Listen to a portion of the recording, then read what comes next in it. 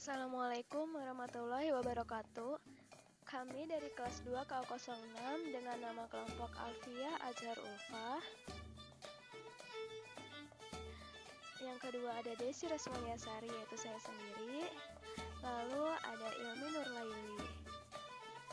Di sini kami akan membahas 5 jurnal, yang 2 jurnal dari internasional dan yang 3 jurnal yaitu dari dalam negeri. Lalu selanjutnya untuk jurnal yang pertama ada berjudul Rise of Data Mining, Current and Future Application Areas dari penulis Darminder Kumar, dan yang kedua Deepak Bharadwaj. Untuk jurnal yang kedua yaitu berjudul Cloud Computing for Academic Environment dengan penulis Ajit Singh N dan M. Hemalata. Untuk jurnal ketiga berjudul Database yang digunakan di perusahaan dengan penulis Dwi Fikri Kurniawan. Jurnal yang keempat yaitu Manfaat Database dalam Kehidupan Sehari-hari dengan penulis Hilda Sylvia Ningrum. Untuk jurnal yang kelima yaitu berjudul Aplikasi Sistem Pakar Diagnosa Penyakit Ginjal dengan metode Depth-Saver dengan penulis Aprilia Sulistyohati dan Taufik Hidayat. Lalu saya akan menjelaskan basis data mengenai database di perusahaan. Dan yang kedua yaitu manfaat database dalam kehidupan sehari-hari.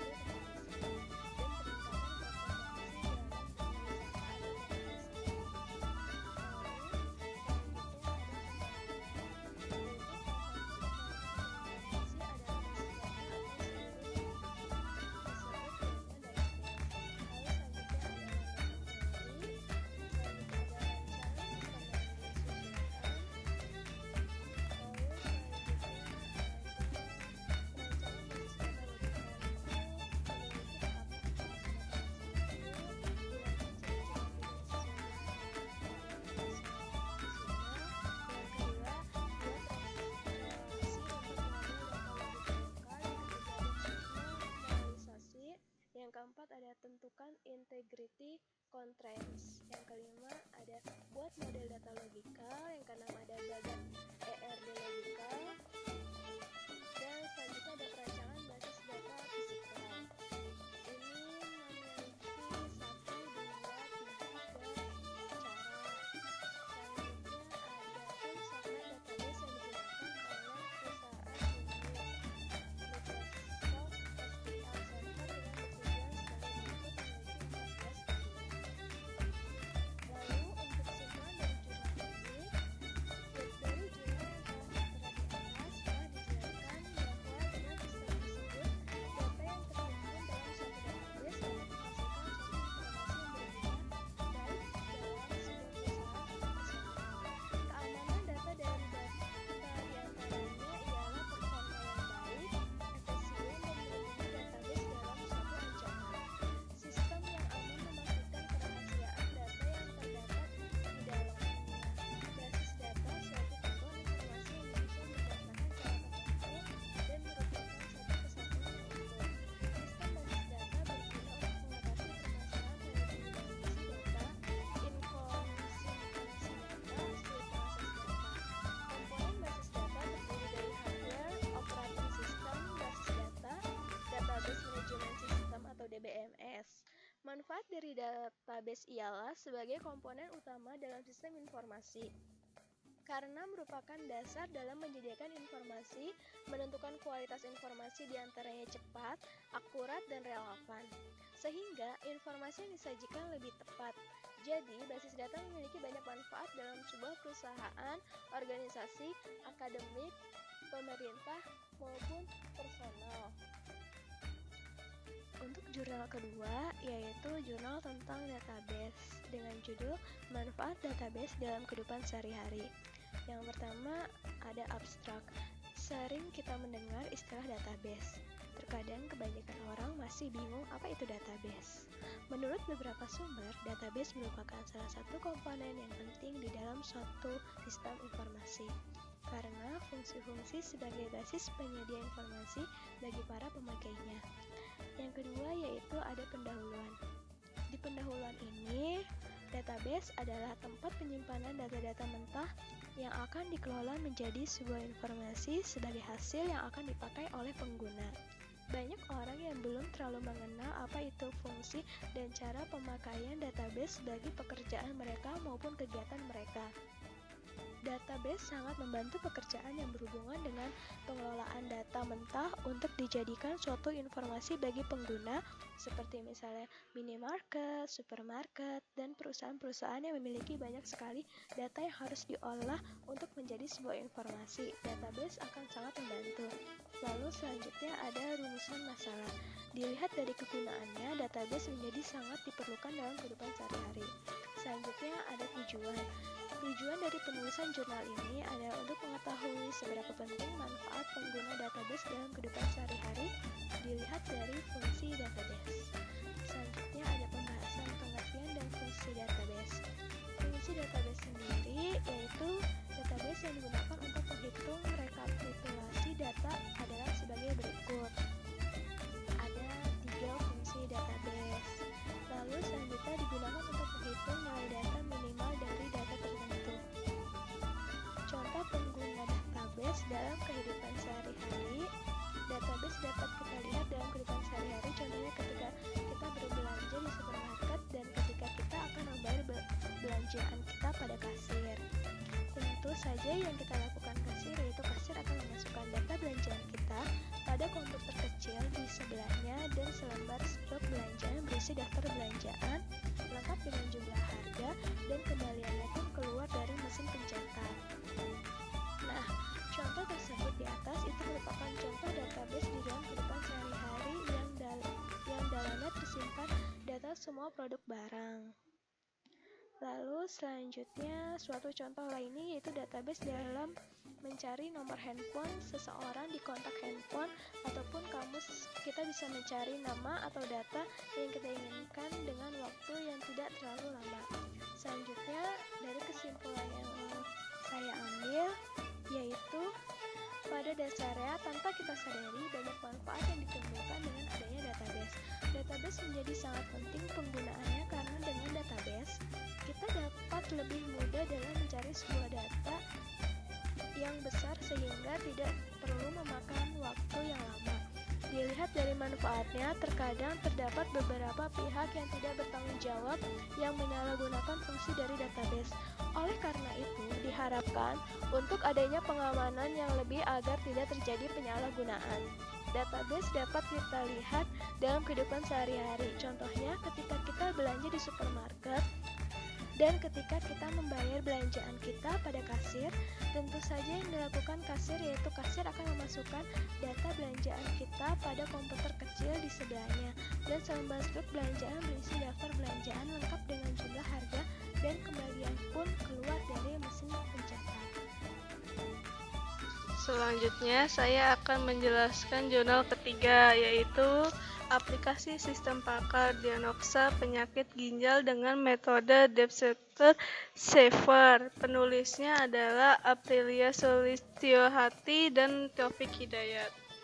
Dan di sini ada abstraksi yang menjelaskan sistem pakar adalah sistem berbasis komputer yang menggunakan pengetahuan fakta dan teknik penalaran dalam memecahkan masalah yang biasanya hanya dapat dipecahkan oleh seorang pakar dalam bidang tertentu. Sistem pakar memberi nilai tambah pada teknologi untuk membantu dalam mengenai era informasi yang semakin canggih.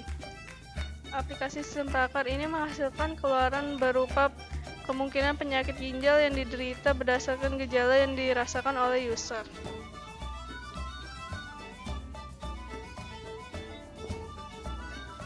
Selanjutnya ada pendahuluan. Angka kematian para penyakit ginjal yang semakin meningkat dikarenakan kekurangannya pengetahuan tentang gejala awal penyakit ginjal dan fasilitas kesehatan khususnya ginjal di Indonesia masih sangat terbatas, sehingga dalam bidang kesehatan juga membutuhkan teknologi komputer.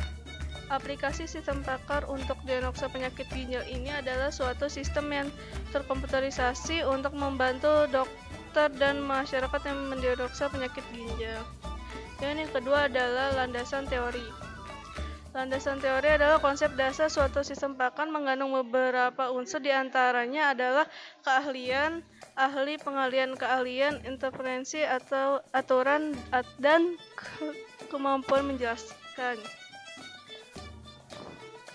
Terus yang kedua ada teori Debsector-nya. Ada berbagai macam penalaran dengan model yang lengkap dan sangat konsisten, tetapi pada kenyataannya banyak permasalahan yang tidak dapat terselesaikan secara lengkap dan konsisten. Dan yang ketiga adalah penyakit ginjal. Ginjal merupakan organ tubuh manusia yang sangat vital karena ginjal merupakan salah satu organ perkemihan. Penyakit ginjal dapat meningkatkan resiko kematian bagi penderita dan dapat juga menjadi pemicu timbulnya penyakit jantung. 3. Pembahasan. Adapun teknik pengumpulan data diantaranya adalah 1. Studi pustaka, 2. Wawancara. Ketiga, kebutuhan perangkat lunak. Pertama adalah analisa kebutuhan masukan. Para pakar memberikan masukan berupa data gejala baru yang belum terdapat dalam sistem, data gejala meliputi ID gejala dan nama gejala. Yang kedua, data penyakit berupa nama penyakit, penyebab dan serta pengobatannya. Ada analisa kebutuhan proses. Proses inti dari sistem ini adalah proses penalaran. Sistem akan melakukan penalaran untuk menentukan jenis gejala penyakit ginjal yang diderita berdasarkan gejala yang dimasukkan oleh user. Ketiga adalah analisa kebutuhan keluaran. Data keluaran dari sistem ini adalah hasil diagnosa dari gejala yang dirasakan user, yang berupa kemungkinan penyakit ginjal, keterangan yang jenis penyakit ginjal yang dideritanya. Kedua adalah perangkat lunak, perancangan DVD. Yang kedua adalah perancangan basis pengetahuan. Yang ketiga adalah perancangan mesin interferensi. Yang keempat adalah perancangan tabel basis data. Yang ketiga, implementasi. Pada aplikasi sistem pakar diagnosa penyakit ginjal ini mengutamakan pada proses pengolah data dan diagnosa penyakit ginjal. Pada implementasi ini menjelaskan tentang modul-modul apa saja yang digunakan dalam aplikasi ini. Yang keempat adalah analisa kinerja, analisa sistem.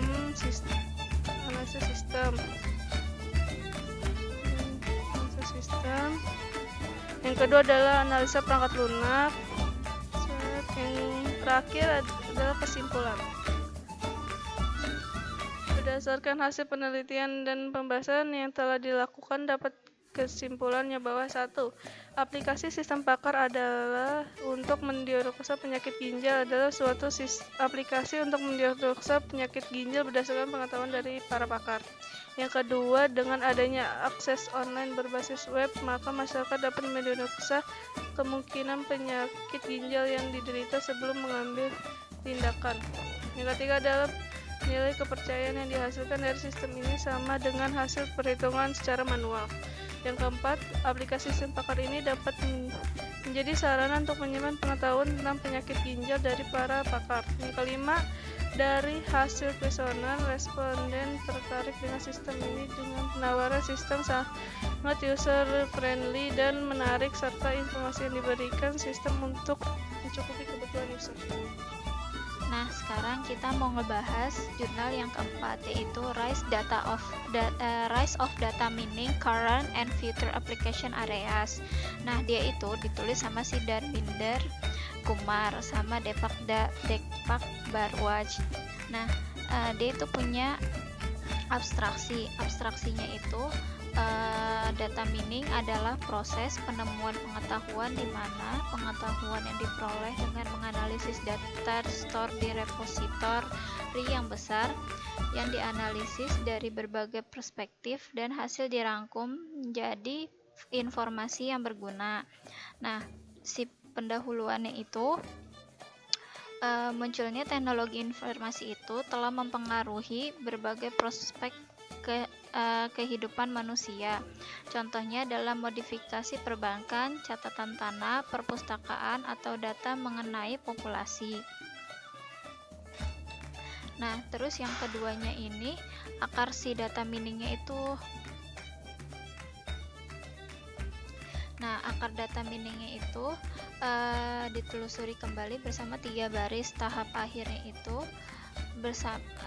akhirnya itu yang pertama statistik, terus artificial intelligence sama machine learning. Terus yang ketiganya itu, yang ke C itu database. Nah, yang keempatnya itu si D teknologi lainnya. Lalu untuk bagian yang ketiganya ini kecenderungan dan aplikasinya. Ya, yang pertama yang bagian A itu melawan terorisme.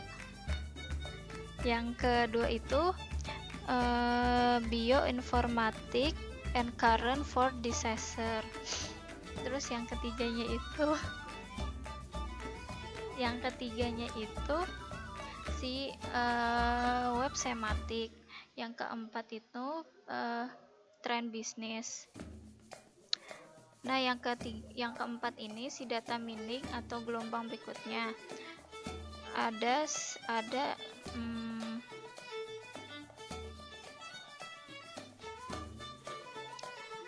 data mining dan keamanan.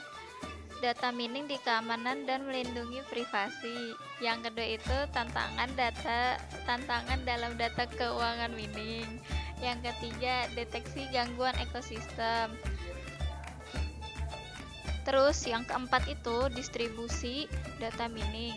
Nah, kesimpulannya dari makalah ini adalah dalam makalah ini secara singkat meninjau berbagai tren data mining dan aplikasinya dari awal untuk masa depan. Alasan ini menetapkan fokus pada tempat yang hangat dan menjadikan bagi data mining. Meskipun sangat sedikit daerah yang disebutkan ini memberikan perspektif baru dari seorang peneliti mengenai aplikasi dari data mining di bidang kesejahteraan sosial. Nah, sekarang kita mau ngebahas judul yang kelima. Judulnya itu Cloud Computing for Academic Environment. Ditulis oleh Ajit Said dan Muhammad Hemalta. Nah, abstraksinya itu, in traditional computing, we install software program on system computer, update the hardware as per our requirement. Nah, introduction-nya itu, cloud computing growth has taken all the attention of various communities like research, student, business, consumer, and government organization. Nah, yang keduanya itu ada benefit si cloud computingnya itu ada 7. Nah, yang keduanya itu related works. Yang ketiga purpose of research. Student learning is no longer confined within the classroom in the era of learning. Nah, lalu lab problemnya. The maintenance of dozens of computer in the labs become a burden for the system administration. Yang keempat si cloud computing. Nah, di sini itu ada six computing paradigms. Lalu yang kelima cloud platform and service development models. Itu ada essential cloud character, terus ada si cloud service models. Nah, yang ketiga itu ada cloud development models. Nah, di cloud development models itu dia ada piramid figur cloud computing service model. Nah, di keempat itu cloud computing in the university. Yang bagian ketujuhnya itu private cloud for universities. Nah, yang ketujuh Multipurpose Educational Cloud Infrastructure Prototype.